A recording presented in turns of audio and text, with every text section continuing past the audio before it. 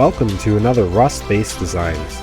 Today I'm going to be bringing you this water base. I'm going to be discussing what is good and bad about this base, and I'm also going to give you a quick base tour.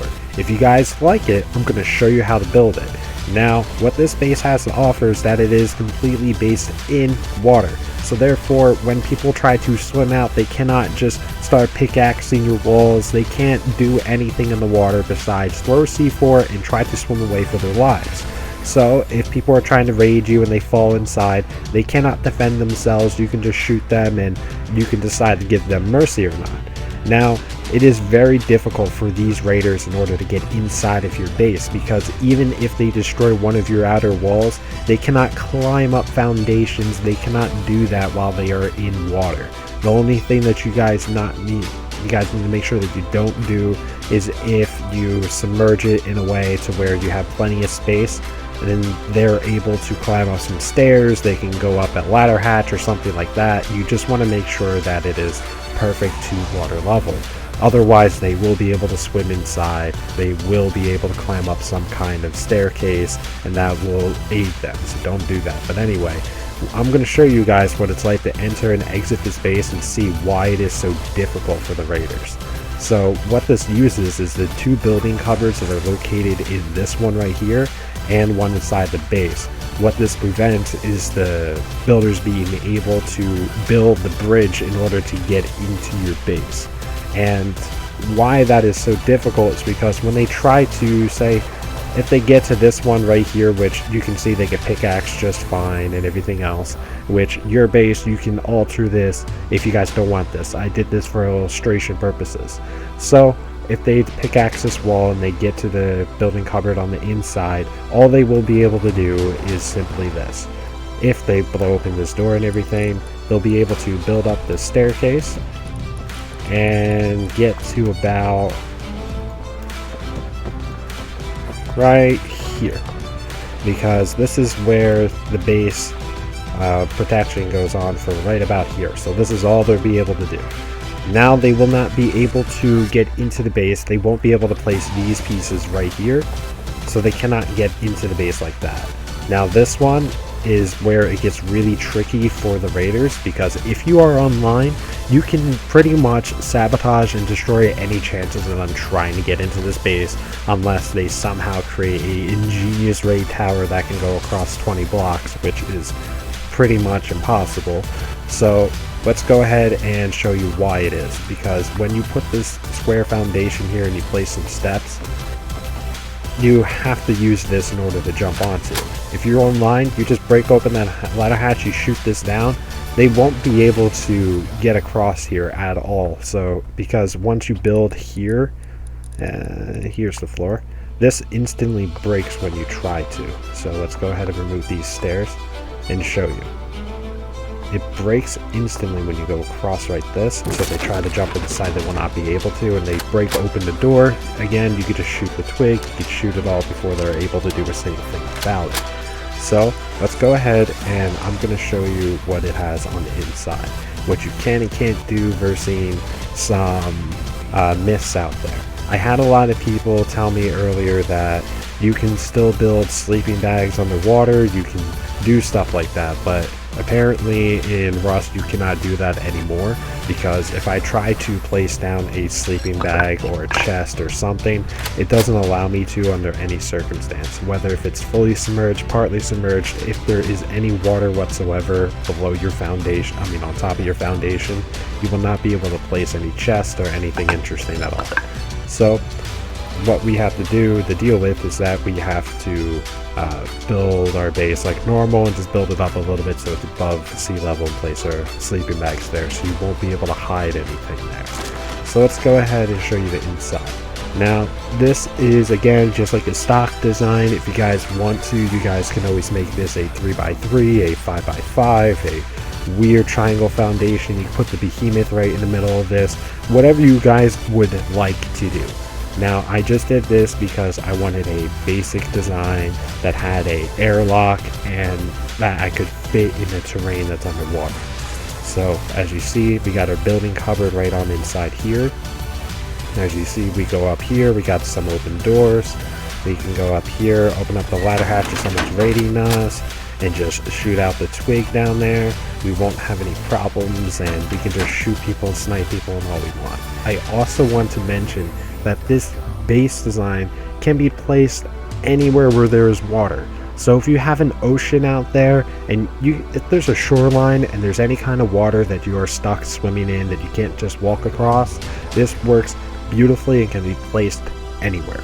So if you guys like this base, I'm going to show you guys how to build this, and I'm also going to show you guys some ideas that for building that you can customize this to your own wants. And I just woke up, I'm on the beach shore, and I have all these materials that are at my disposal to build this base. So let's go ahead and start doing this. Where you want to begin is where your actual base is going to be, and then that point you want to build outward. So I recommend at least going a far way, swimming into the middle of the ocean or something of the sort, and then starting your build.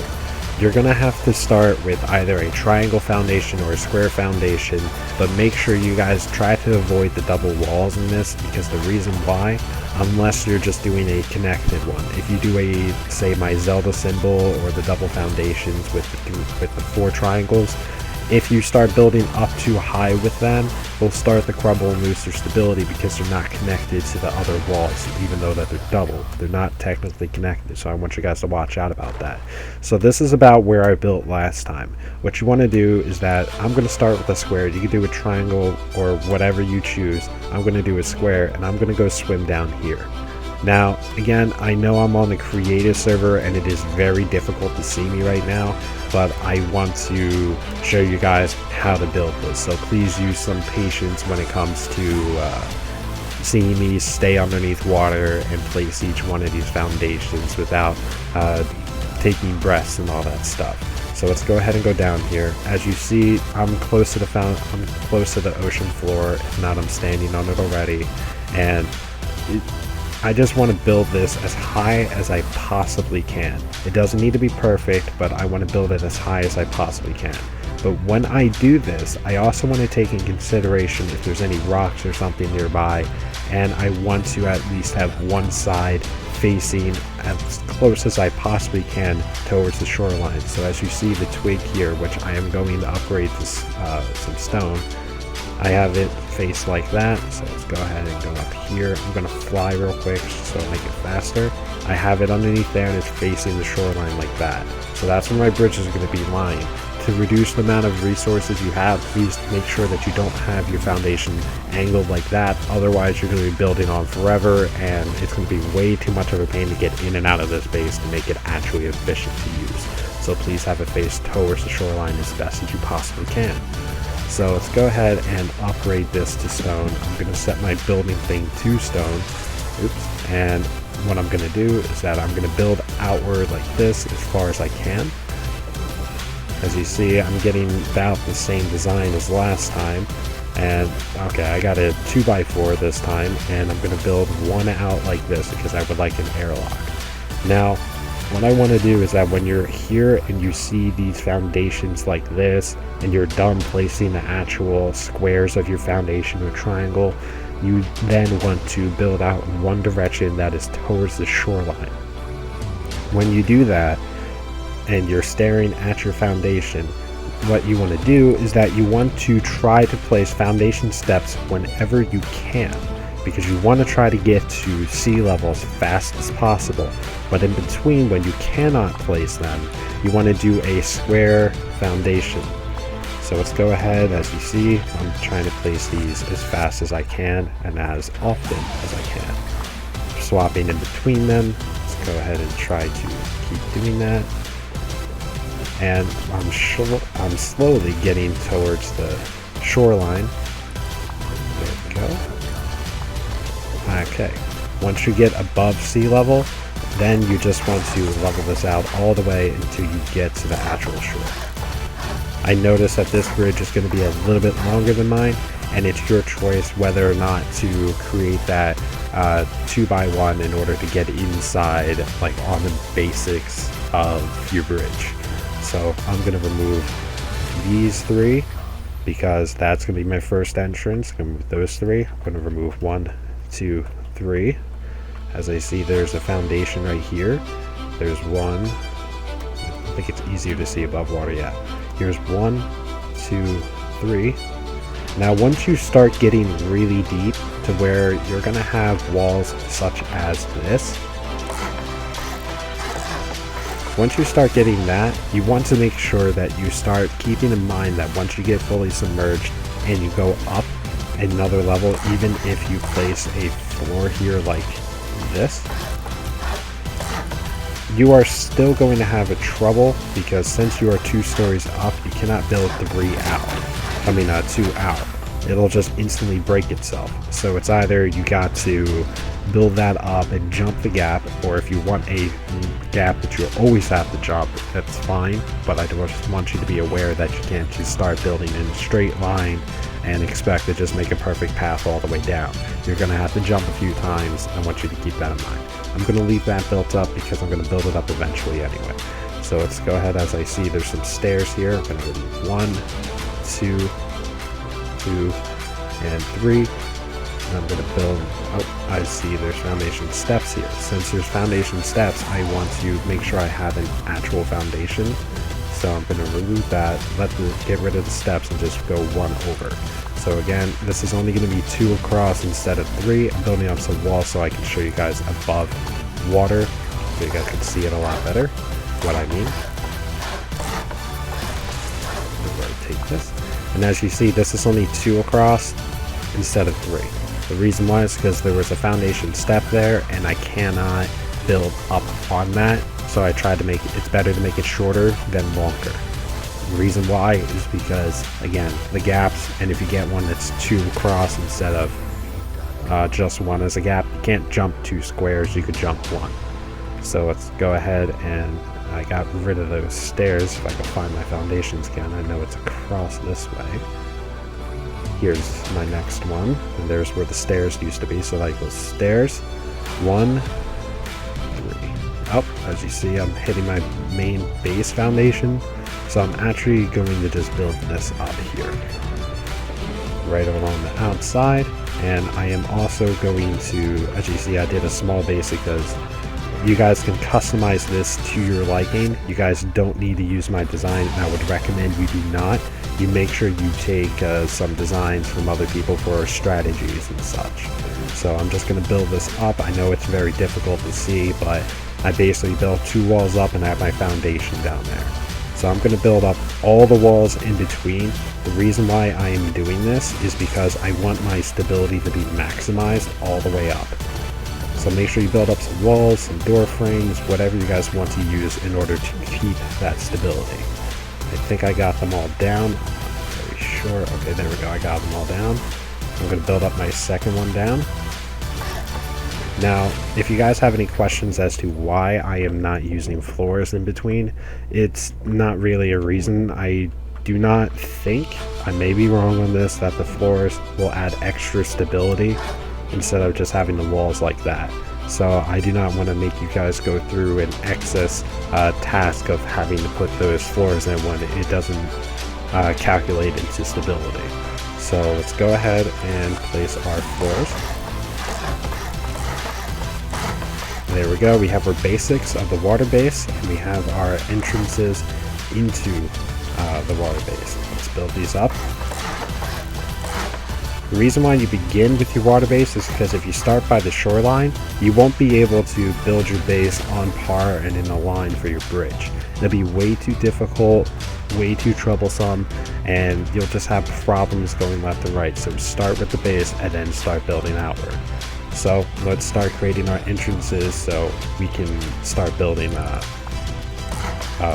across and accessing our actual base. I'm just going to do a basic thing here to where it's very quick for the video. Now, here's a floor that goes here.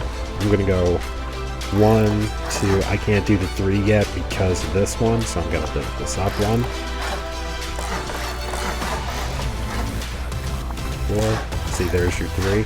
Now, if you guys want to, again, you can delete this bridge up, but I would recommend that you leave it for complete twig when you guys want to get in and out of your base. When you go out of your base, it's going to be a little bit more difficult than entering, because when you have gaps like this where you need to jump down for that or jump down from that, it's harder to jump down than jump up. So let's go ahead and build this up. So here's 1, 2. You'll be able to jump that just fine. Now you need to get up there. So 1, 2. You may have difficulty jumping this. So let's see if we can. Nope, you're just fine. So I'm going to leave that there. I'm going to turn on my fly again. Oop. I just want to keep these bridges up for narration purposes, so you guys can see what your final result would be when you're trying to enter and exit. So I know this one is a foundation that's underwater and it's second floor, so I will not be able to place a second one without it breaking, and I can jump that gap just fine. So, and this one's going to be into my actual base. So let's go ahead and place up our walls. Now, I'm going to demonstrate real quick what it's like for the raiders swimming. So when they try to swim up and they try to access your base, say if they destroyed it with C4, they're not able to, as much as they want to, actually get up here to be able to do anything. As you see, even if you're bobbing and everything else, you cannot get up there at all. You're stuck in the water. There's nothing they can do about it. So I happen to get this where this foundation is not underwater, so I can place extra beds here. You can place anything. So they're not going to be building, they're not going to be raiding your bottom floor and going up unless you choose to. They have to raid your entire base. So you can place your loot room on the bottom floor and it's not going to particularly affect your raiding capability. So you don't have to use excess walls for double walls. You could just build it as if when you first joined and what you would expect the base would be defending when you first joined. So let's set up a floor.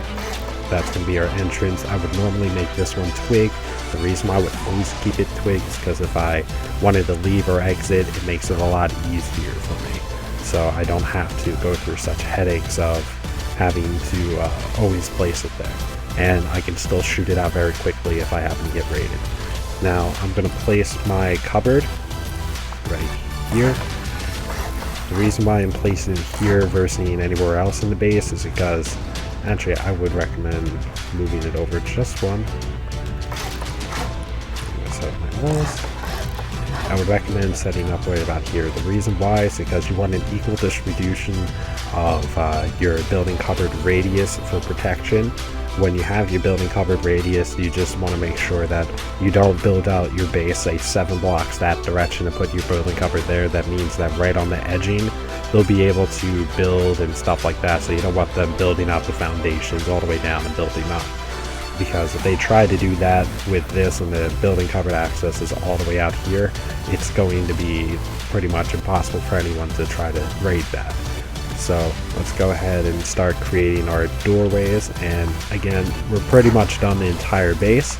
You can use your creativity at this point, so it's what you would like to get out of your base, customize it to whatever desire you have. So I'm actually going to remove this one. I accidentally removed that door. Fix the floor.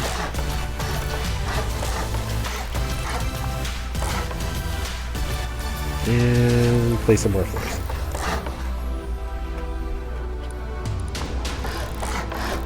So at this point you're done. You can do whatever you want to build up your base to make it the best one possible. And if you guys are wondering how I made my ladder hatch ahead, it's pretty simple. You just place a door frame, some walls, and a ceiling. I'm sure you guys probably already knew that. You just open it up and shoot down your twig that's right down there, or if you want quick access getting in and out. If you guys want to have this on your second, third floor, fourth floor, whatever, to give yourself a more strategic advantage, you can. So anyway, I want to wish you guys luck out there in that jerk-infested world that is Rust. And again, if you guys like this video, leave a like, subscribe, comment. I'd love to hear your comments and feedback. If you guys have any suggestions for future builds, I'm here and I'm listening. I will see you guys in the next video.